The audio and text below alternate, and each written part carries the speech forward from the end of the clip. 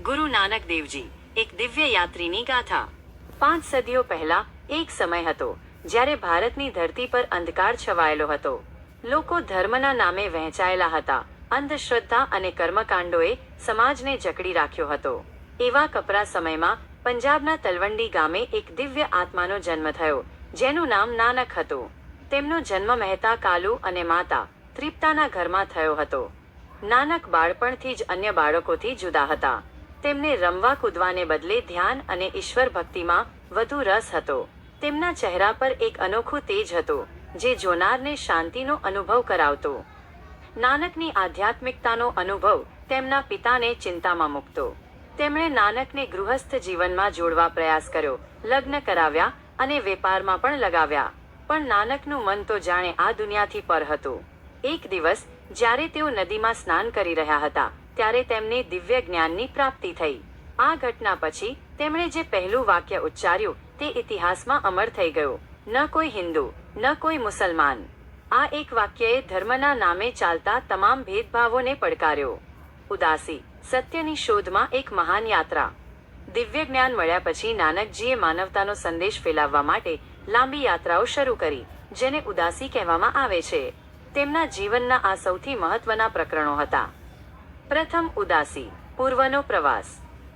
By મર્દાનાને સાથે લઈને નાનકજી પૂર્વ દિશા તરફ ચાલવા લાગ્યા। તેઓ હરિદ્વાર પહોંચ્યા, જ્યાં તેમણે એક વિચિત્ર દ્રશ્ય જોયું। લોકો ગંગા નદીમાં ઊભા રહીને સૂર્યને પાણી અર્પણ કરી રહ્યા હતા। તેઓ માનતા હતા કે આ પાણી તેમના પૂર્વજોને મળશે। આ જોઈને નાનકજીએ નદીમાં ઊભા રહીને પશ્ચિમ દિશા તરફ પાણી અર્પણ કરવાનું શરૂ કર્યું। લોકોએ આશ્ચર્યથી પૂછ્યું, આપ શું કરી રહ્યા છો? આ રીતે કોઈ પાણી અર્પણ કરતું હશે?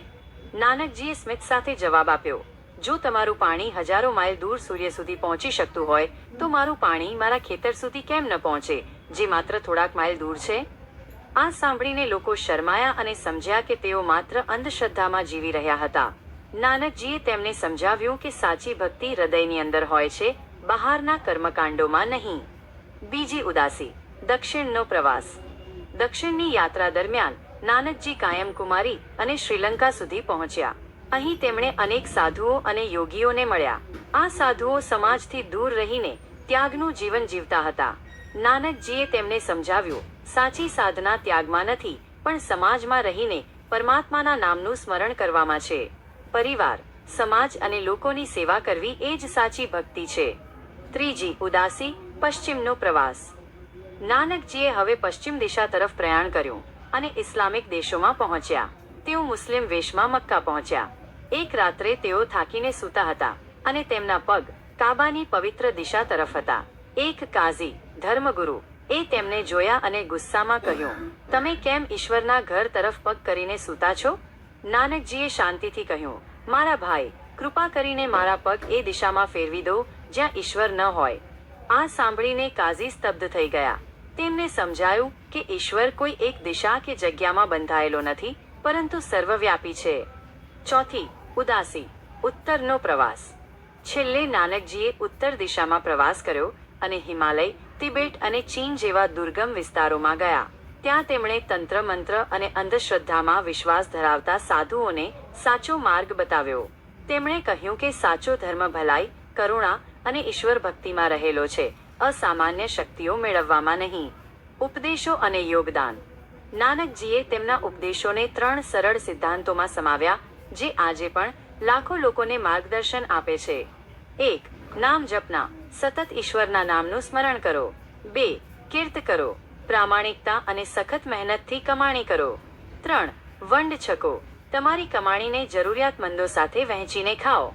આ 3 સિદ્ધાંતો પર જ શીખ ધર્મનો પાયો રચાયો।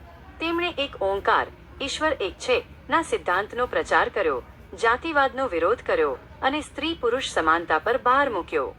ગુરુ નાનક દેવજીએ પોતાના જીવનના અંતિમ વર્ષો કરતારપુરમાં વિતાવ્યા, જ્યાં તેઓ સામાન્ય ખેડૂતની જેમ જીવ્યા અને લોકોને ઈશ્વરના માર્ગ પર ચાલવાનો ઉપદેશ આપતા રહ્યા। 22 સપ્ટેમ્બર 1539ના રોજ તેમનું અવસાન થયું। આજે પણ તેમના ઉપદેશો સમગ્ર વિશ્વમાં પ્રેમ, સમાનતા અને એકતાનો સંદેશ ફેલાવી રહ્યા છે। તેમનું જીવન એક એવી ગાથા છે જે આપણને સમજાવે છે કે સાચો ધર્મ બહારના કર્મકાંડોમાં નહીં, પરંતુ આપણા હૃદયની અંદર રહેલો છે.